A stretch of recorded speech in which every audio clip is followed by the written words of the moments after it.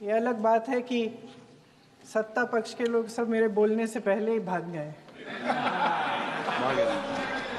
आइए आइए, आपको देख के मैं खुश थी कि आप वापस आ गए। ये अलग बात है कि सत्ता पक्ष के लोग सब मेरे बोलने से पहले ही भाग गए। आइए आइए, आपको देख के मैं खुश थी कि आप वापस आ गए। ये अलग बात है कि सत्ता पक्ष के लोग सब मेरे बोलने से पहले ही भाग गए। आइए आइए, आपको देख के मैं खुश थी कि आप वापस आ गए। ये अलग बात है कि सत्ता पक्ष के लोग सब मेरे बोलने से पहले ही भाग गए। आइए आइए, आपको देख के मैं खुश थी कि आप वापस आ गए। ये अलग बात है कि सत्ता पक्ष के लोग सब मेरे बोलने से पहले ही भाग गए। आइए आइए, आपको देख के मैं खुश थी। जब 26 देशवासियों को अपने परिवार के सदस्यों के सामने खुलेआम मारा गया, तो ये हमला कैसे हुआ, क्यों हुआ?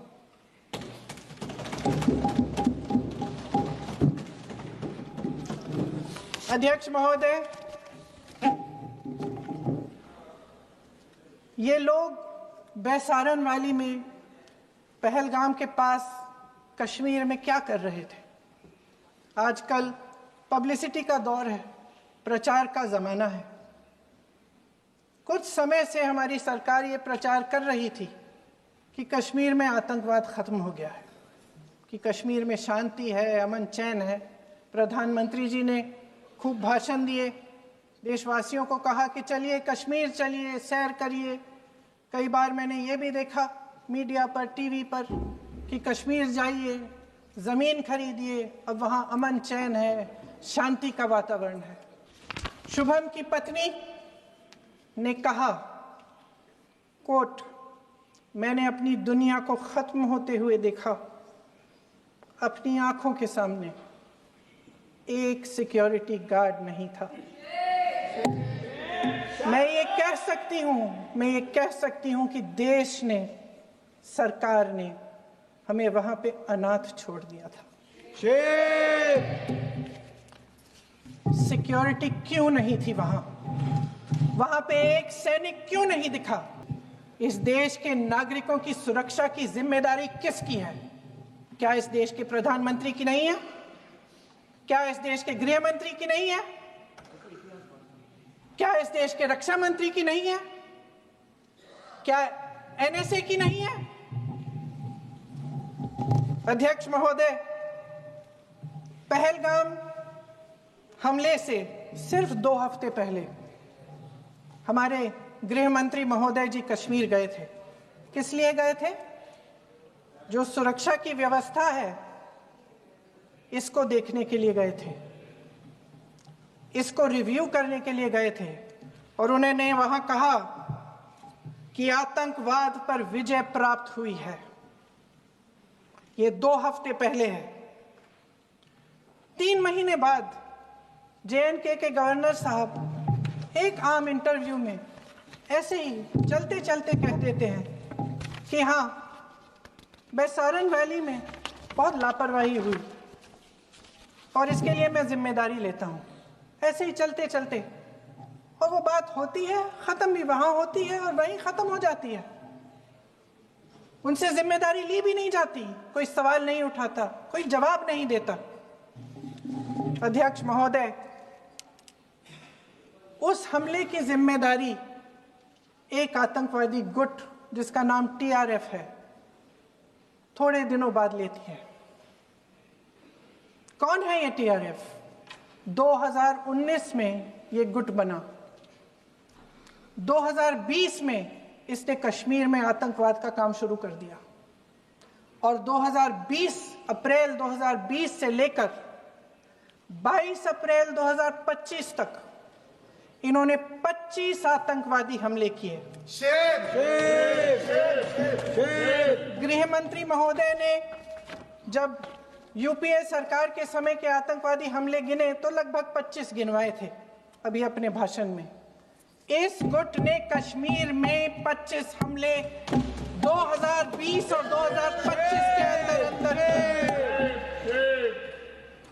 एक पूरी लिस्ट है इन हमलों की। मेरे पास इतना समय नहीं है, इसलिए मैं एक एक को नहीं पढ़ना चाहती, लेकिन मैं इतना कहूंगी कि इनमें रियासी का हमला भी था 2024 का, जिसमें 9 लोग मारे गए और 41 लोग घायल हुए।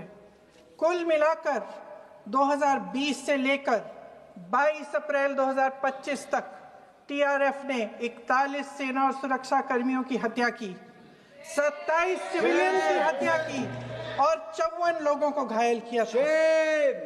भारत सरकार ने टीआरएफ को आतंकवादी संगठन का दर्जा कब दिया?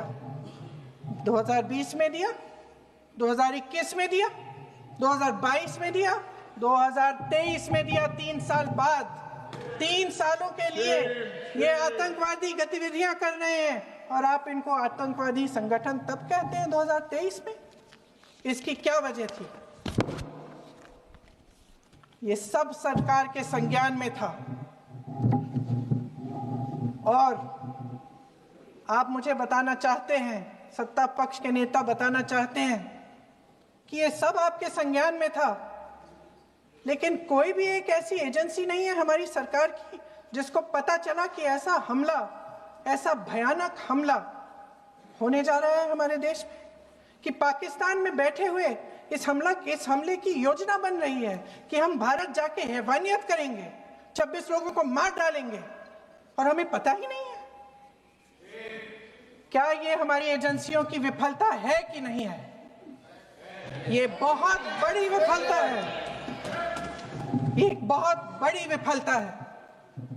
जानते थे कि ये गुट है, जानते थे कि 5 सालों से ये आतंकवादी हमले कर रहा है, अध्यापकों को मारा, आर्मी के बड़े बड़े अफसरों को मारा, आम जनता को मार डाला, पुलिस वालों को मार डाला, और आप इन पे निगरानी नहीं रख रहे थे।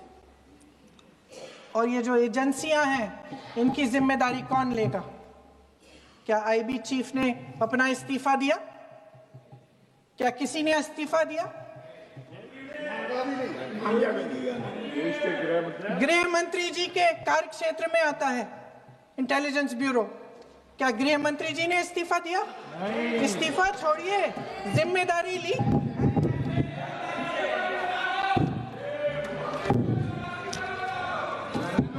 साहब देखिए, इतिहास की बात आप करिए, मैं वर्तमान की बात करना चाहती हूँ। आपको तो एक बहाना चाहिए, आपको तो एक बहाना चाहिए। पूरे परिवार का नाम गिनवा देते हैं। अरे अपनी जिम्मेदारी खुद लीजिए। 11 सालों के लिए तो सत्ता में आप हैं।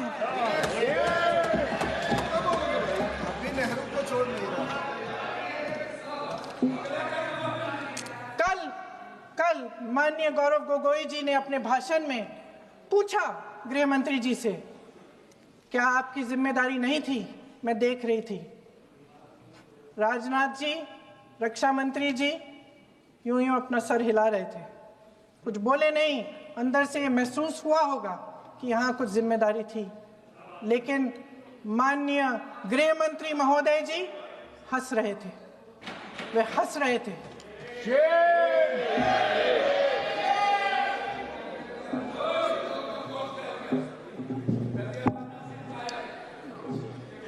अध्यक्ष महोदय, कल सत्ता पक्ष और आज भी सत्ता पक्ष के नेताओं ने 2008 के मुंबई के हमलों का जिक्र किया, बार बार कहा कि मनमोहन सिंह जी की सरकार ने कुछ नहीं किया। ये तो जानकारी होगी ना कि उसी समय जब वो आतंकवादी हमला चल रहा था, तभी उन आतंकवादियों को मार डाला था, एक बचा था और उसको भी फांसी दे दी थी 2012 में। महाराष्ट्र के मुख्यमंत्री ने इस्तीफा दिया। देश के गृह मंत्री ने जिम्मेदारी लेकर इस्तीफा दिया। एक जवाबदेही थी पब्लिक के प्रति, एक जवाबदेही थी इस देश की जनता के प्रति, इस देश की धरती के प्रति।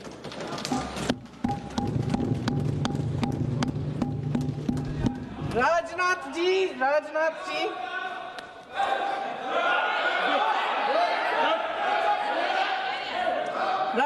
जी तो पुलवामा, उरी और पठानकोट के समय गृह मंत्री रहे थे। आज वे रक्षा मंत्री हैं। और हमारे गृह मंत्री महोदय श्री अमित शाह जी के नाक के नीचे पूरा मणिपुर जल गया, दिल्ली में दंगे हुए, पहलगाम में हमला हुआ और आज भी वे उसी पद पर बैठे हैं। क्यों? अध्यक्ष महोदय, बमबारी से अखबारों के हेडलाइन बनते हैं, मगर कहानी सुरक्षा में की चूक में भी है। आज देश खोखले भाषण नहीं सुनना चाहता, देश जवाब चाहता है, तसल्ली चाहता है कि सच उससे छिपाया नहीं जाएगा। देश जानना चाहता है कि उस दिन अप्रैल 22, 2025 को क्या हुआ और क्यों हुआ। आप तो खुद अपनी पीठ थपथपाने में लगे रहते हैं। सेना, देश, संसद से सच छुपाते हैं। ऑपरेशन सिंदूर जब शुरू हुआ, हम सब ने समर्थन किया, सब एकजुट होकर खड़े हो गए इस देश के लिए। दोबारा होगा, दोबारा खड़े हो जाएंगे। अगर हमारे देश पे हमला होता है तो यहाँ इस सदन में किसी भी पार्टी का हो, कोई भी हो, सब आपका समर्थन करेंगे। और हमें अपनी सेना पर गर्व है कि उन्होंने इस बार भी दृढ़ता से लड़ाई लड़ी, धैर्य से लड़ाई लड़ी, वीरता से लड़ाई लड़ी। लेकिन इस ऑपरेशन का सिंदूर का क्रेडिट, उसका श्रेय तो हमारे प्रधानमंत्री जी चाहते हैं। सही भी है, ठीक है, सही है, श्रेय ले। ओलंपिक्स में हमारा मेडल आता है, उसका भी श्रेय लेते हैं। लेकिन सिर्फ श्रेय लेने से नहीं होता नेतृत्व, जिम्मेदारी भी लेनी पड़ती है।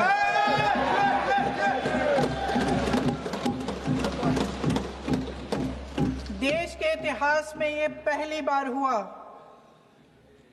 देश के इतिहास में ये पहली बार हुआ कि जंग होते होते ही रुक गई है जी। और इस रुकावट का ऐलान हमारी सरकार, हमारी सेना नहीं करती, अमेरिका के प्रेसिडेंट करते हैं, अमेरिका के राष्ट्रपति करते हैं। ये हमारे प्रधानमंत्री महोदय की गैर जिम्मेदारी का सबसे बड़ा प्रतीक है। आज गृह मंत्री जी ने इस बात पर उल्लेख किया। उन्होंने कहा, उनके शब्दों में उन्होंने कहा कि पाकिस्तान के पास शरण में आने के बजाय कोई चारा ही नहीं था। आपने शरण दिया क्यों? वो आते हैं आपके देश के अंदर, लोगों को मार डालते हैं और आप उनको शरण दे रहे हैं। क्यों दिया शरण? इसका जवाब क्यों नहीं दिया एक भी भाषण में? जैसे ये बात उठी, शरण की बात की, हमारे गृह मंत्री जी ने इतिहास में चले गए। नेहरू ने क्या किया, इंदिरा गांधी ने क्या किया, यहां तक कि मेरी मां के आंसुओं तक चले गए। लेकिन इस सवाल का जवाब नहीं दिया कि ये सीज फायर हुआ क्यों, ये जंग रुका क्यों, और तब क्यों रुका जब दुश्मन के पास कोई चारा नहीं था हमारे श्रेय में आने के बजाय। क्यों रुका ये जंग? इसका जवाब नहीं दिया। धन्यवाद। आप देंगे?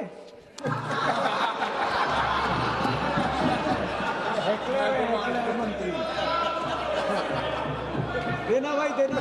आपको टाइम मिलेगा तो, टाइम नहीं मिलेगा आपको शायद। वैसे महोदय, मेरी माँ की आंसू की बात किए, मैं इसका जवाब देना चाहती हूँ। मेरी माँ के आंसू तब गिरे जब उनके पति को आतंकवादियों ने शहीद किया, जब वे मात्र 44 साल की थी। और आज अगर मैं इस सदन में खड़ी हूं और उन 26 लोगों की बात कर रही हूं, मैं इसलिए कर रही हूं क्योंकि मैं उनका दर्द जानती हूं, महसूस करती हूं।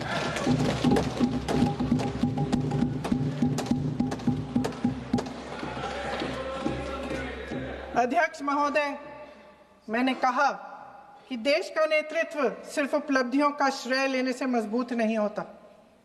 सफलता और विफलता दोनों की जिम्मेदारी लेने से बुलंद होता है।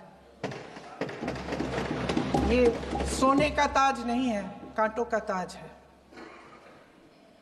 अध्यक्ष महोदय, जब सरकार झूठी और कायर हो तो वे बहादुर से बहादुर सेना के साहस और पराक्रम को भी कमजोर कर देती है। देश को प्रतिशोध के साथ साथ सबके प्राणों की रक्षा का प्रण चाहिए। सेना की शक्ति के साथ सरकार की सच्चाई भी चाहिए। महान देशभक्त शहीद इंदिरा गांधी जी, जिन्होंने सफल कूटनीति के बल पर अमेरिका के राष्ट्रपति निक्सन का मुकाबला करके पाकिस्तान का विभाजन करवाया, बांग्लादेश बनाया, 1 लाख पाकिस्तानी सैनिकों को आत्मसमर्पण करने पर मजबूर किया, उन्होंने कभी इसका श्रेय लेने की कोशिश नहीं की। ऑपरेशन सिंदूर का मकसद अगर पाकिस्तान को सबक सिखाना था तो शायद ये मकसद अभी अधूरा है, क्योंकि हमारी कूटनीति विफल रही है। इसका प्रमाण यही है कि ऑपरेशन सिंदूर के बाद एक पाकिस्तानी जनरल, जिसके हाथ खून से रंगे थे, अमेरिका के राष्ट्रपति के साथ बैठकर लंच खा रहे थे। अगर ऑपरेशन सिंदूर का मकसद आतंकवाद को खत्म करने का था तो पाकिस्तान को संयुक्त राष्ट्र के आतंकवाद विरोधी समिति का अध्यक्ष चुने जाने से इस मकसद को धक्का लगा है। इसकी जिम्मेदारी कौन लेगा? क्या हमारे प्रधानमंत्री लेंगे? क्या उनमें ये हिम्मत है? नहीं है।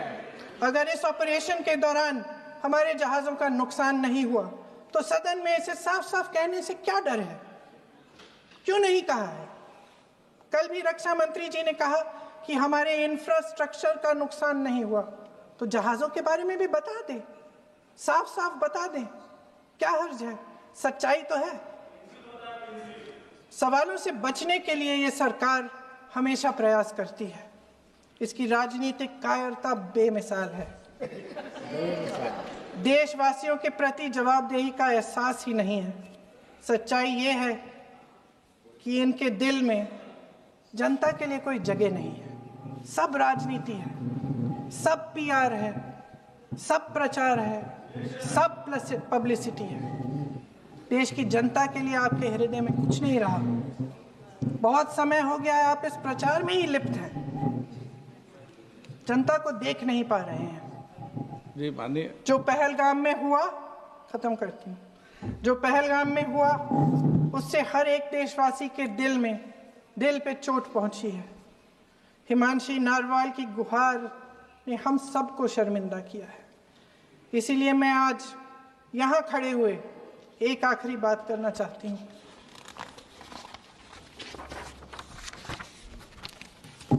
इस सदन में लगभग सभी के पास सुरक्षा है, सुरक्षा की व्यवस्था है। हम जहां भी जाते हैं हमारे साथ सुरक्षा कर्मी आते हैं। आपको भी मिल जाएगी, आप मंत्री बन जाएंगे, आपको भी मिल जाएगी। मैं मजाक की बात नहीं कर रही हूँ, थोड़ा सा धैर्य रखिए। उस दिन पहलगाम में 26 परिवार उजड़ गए। 26 लोगों को अपने परिवार के सदस्य के सामने मारा गया। 26 बेटे, पति, पिता गुजर गए। उनमें से 25 भारतीय थे।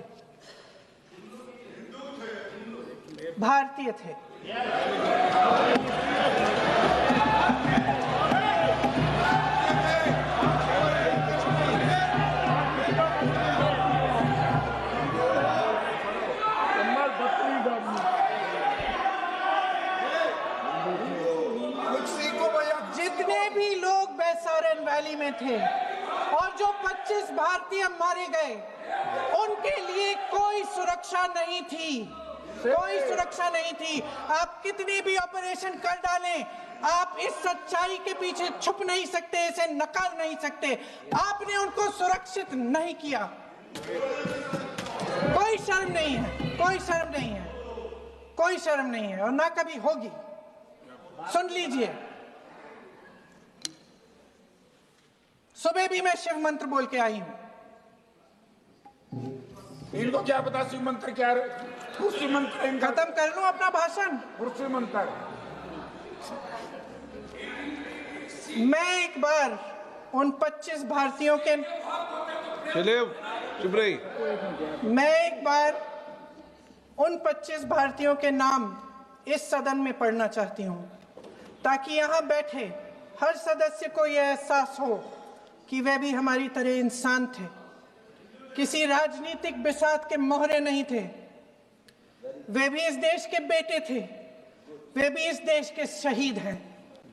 उनके परिजनों के प्रति हम सब की जवाबदेही बनती है। उन्हें सच्चाई जानने का हक है।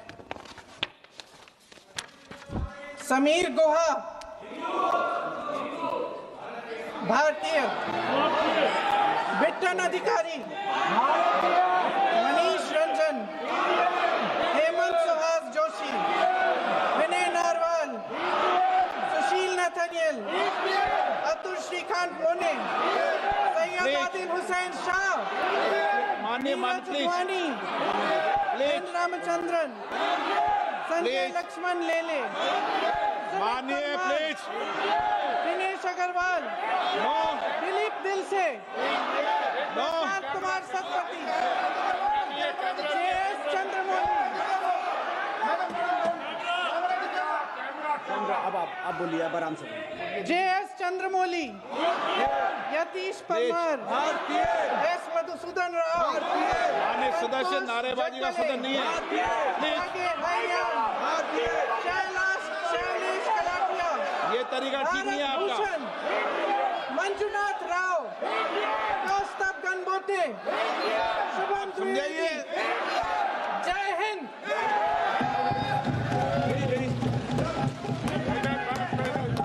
डॉक्टर श्रीकांत